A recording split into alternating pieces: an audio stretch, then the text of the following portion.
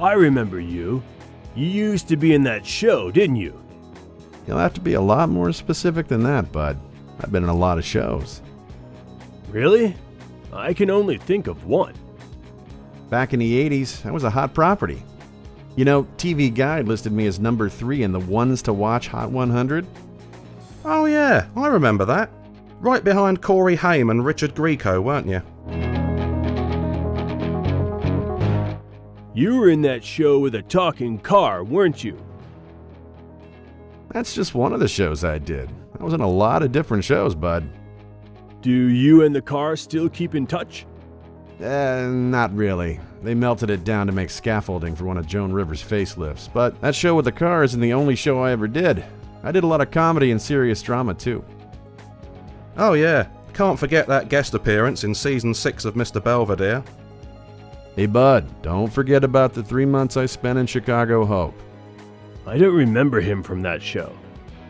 I think he means when he was hospitalised with alcohol poisoning. I bet you could help me with this damn running test. You used to do a lot of running in that lifeguard show, didn't you? Yeah, I used to run up and down that beach for hours a day. It's a lot easier when you get to run in slow motion though, isn't it? Well, you could run in slow motion on that treadmill if you had the secret.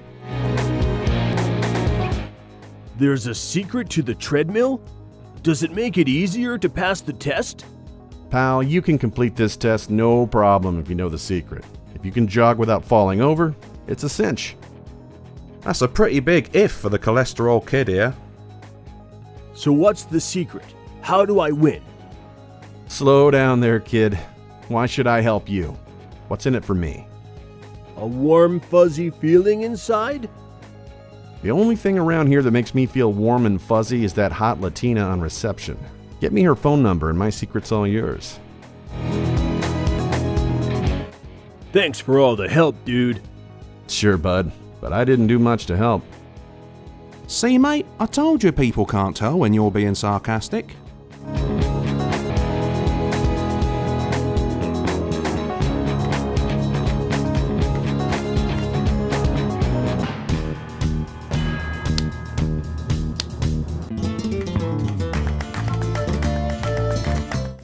Hello again, miss. Can I borrow your phone for a second? Sure, but first you have to do something for me. My God, does it always have to be this way? Must there always be a seemingly never-ending chain of favours any time you want someone's help? Why does life keep throwing down hurdles for us to jump over? Every time you think you know how to move forward in life, you find yourself up to your waist in someone else's problems. Okay, I guess it was a bit selfish to ask for a favor in return. You can borrow my phone with no strings attached. They still have mobile phones with strings attached? Isn't that inconvenient? You didn't make a call. Oh, I only needed to send a text. Sorry I got a bit ranty there for a minute. I just read an online rumour that Glee might do a Fringe tribute. Thanks very much for your help, miss. Did you get it? Yeah, I sent myself a text, so I've got her number. Good job she hasn't got yours. Yet.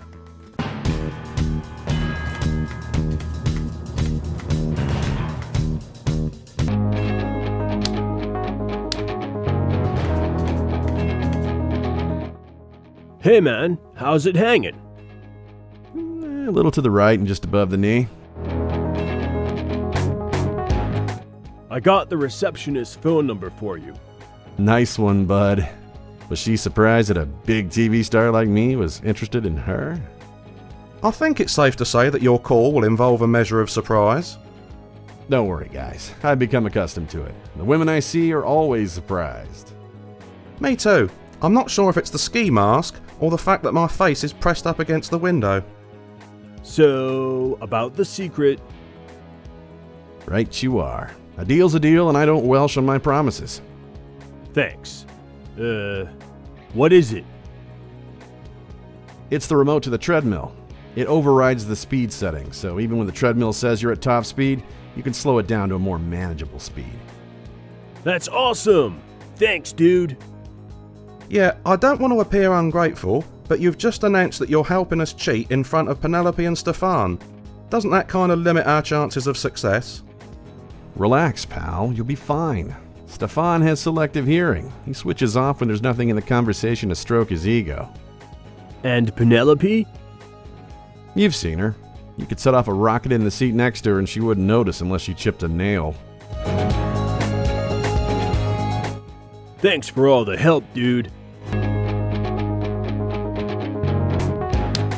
Kirk says this remote control will make the treadmill look as though it's going at full speed, when it's actually a setting or two lower. Yeah, of course, it'll only actually be useful if we can get you running fast under your own steam first. Mel, that's not a problem. I can move pretty fast when I want to. That's true. You moved pretty fast that day you climbed up on your chest of drawers to kill a cockroach.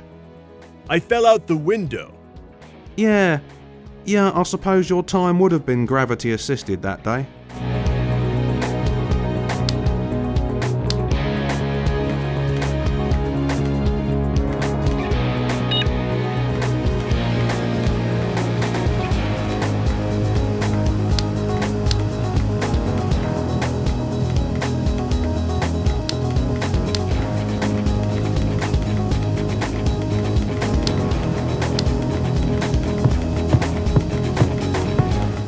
Now remember to brace.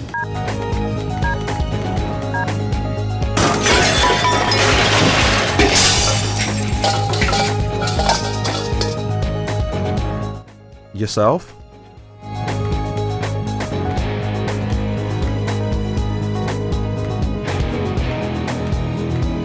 It's not often that a contestant genuinely impresses me, and you're no exception. You only said he had to run fast. You never said anything about stopping again. He's right, Stefan. You agreed to give him your vote if he passed the test, and he passed. Oh, very well. It's not as though you're going to pass the final test anyway. Well done, mate. You've passed the second test. Thanks.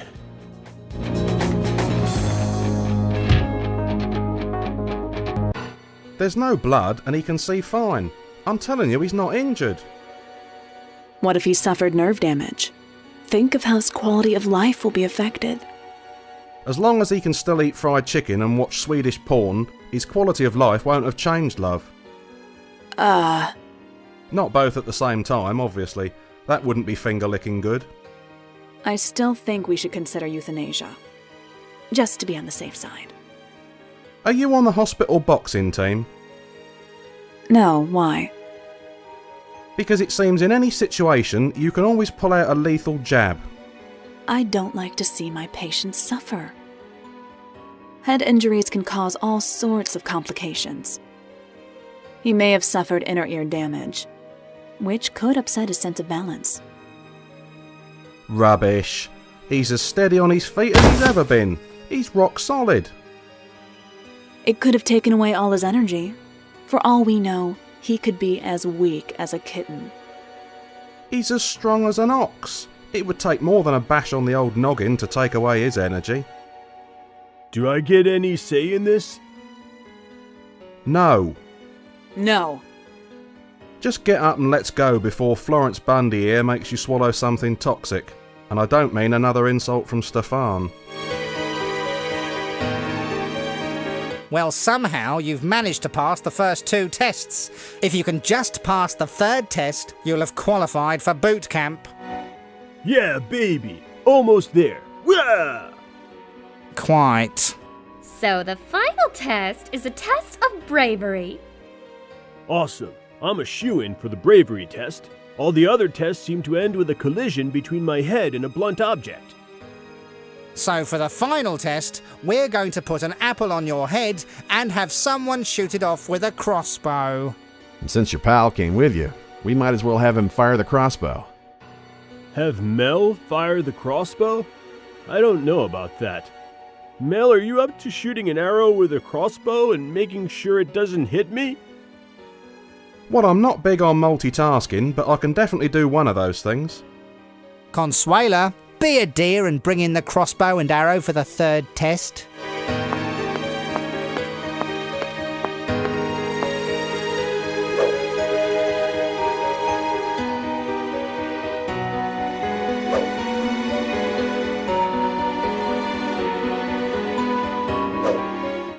to go off and have a bit of a practice. When you're ready to take the test, just come back on stage.